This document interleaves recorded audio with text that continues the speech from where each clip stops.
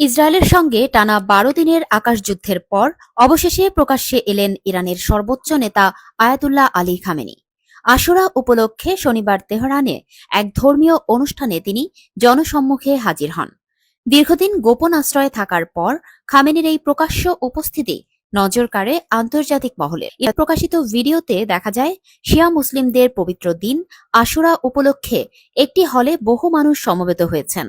অনুষ্ঠানে প্রবেশের সময় ৮৬ বছর বয়সী খামেনিকে ঘিরে জনতা দাঁড়িয়ে যান এবং স্লোগান দিতে শুরু করেন। প্রসঙ্গত, গত ১৩ জুন ইসরায়েলের আকস্মিক আক্রমণের মাধ্যমে যুদ্ধ শুরু হলে ইরানের কয়েকজন শীর্ষ সামরিক কর্মকর্তা ও পরমাণু বিজ্ঞানী নিহত হন। তখন নিরাপত্তাজনিত কারণে খামেনি নিরাপদ স্থানে চলে যান এবং আর প্রকাশ্যে দেখা যায়নি তাকে। যুদ্ধকালীন সময়ে তিনি পূর্বে রেকর্ড করা বার্তার মাধ্যমে জনগণের উদ্দেশ্যে বক্তব্য দিয়েছেন।